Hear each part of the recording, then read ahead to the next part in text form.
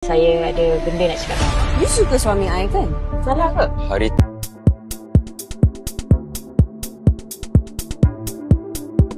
Berikut admin kongsikan alur cerita drama. Dia Imamku episod akan datang versi novel karya Siti Rosmizah. Amiruddin melangkah menuju ke keretanya.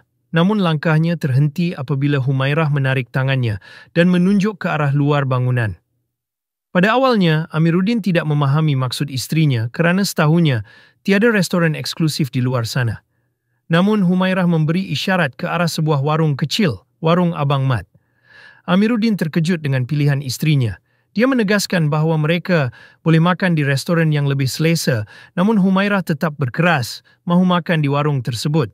Bagi Humairah, di mana sahaja suaminya makan, dia akan ikut serta. Sikapnya yang menyokong dan memahami itu membuatkan Amiruddin semakin menyayanginya. Ketika mereka hendak bergerak, telefon bimbit Humairah berdering.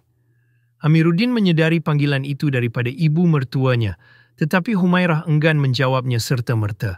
Dia memberi alasan bahawa dia akan menjawab kemudian. Amiruddin menasihatinya untuk tidak mengabaikan panggilan ibunya.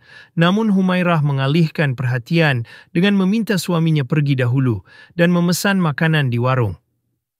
Dengan penuh kasih sayang, Amiruddin menuruti permintaan istrinya dan mengingatkannya untuk berhati-hati sebelum melintas jalan.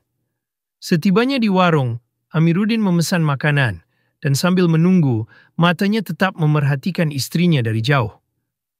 Dia tidak mahu Humairah mengalami sebarang kesulitan. Tiba-tiba dia terkejut dengan kehadiran Dr. Afifah dan menyangka pertemuan mereka adalah satu kebetulan. Wanita itu hairan dengan andaian Amiruddin, kerana pagi tadi Humairah telah menghubunginya dan memberitahu suaminya ingin berjumpa dengannya.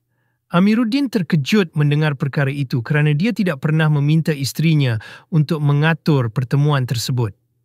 Afifah kemudian bertanya tentang status Humairah kerana sebelum ini dia menyangka Humairah adalah adik Amiruddin. Dengan jujur, Amiruddin menjelaskan bahawa Humairah adalah istrinya dan mereka baru sahaja mendirikan rumah tangga. Wajah Afifah sedikit berubah, namun dia berusaha menyembunyikan perasaannya. Dia menganggap mungkin Humairah menghubunginya untuk menjelaskan perkara tersebut. Tidak lama selepas itu, Humairah tiba di warung dan menyertai mereka. Dia berlagak mesra dengan Afifah, namun setelah Amiruddin berlalu untuk mengambil minuman, nada suaranya berubah. Humairah secara terus terang memberi amaran kepada Afifah supaya tidak lagi menghubungi suaminya. Dia mendakwa dapat melihat dengan jelas perasaan Afifah terhadap Amiruddin dan tidak mahu wanita itu menjadi perampas dalam rumah tangganya. Afifah cuba mempertahankan dirinya dengan mengatakan bahawa dia hanya menganggap Amiruddin sebagai kawan dan tidak mengetahui tentang perkahwinan mereka. Namun Humairah tetap bertegas bahawa Afifah tidak sepatutnya mencampuri kehidupan mereka lagi.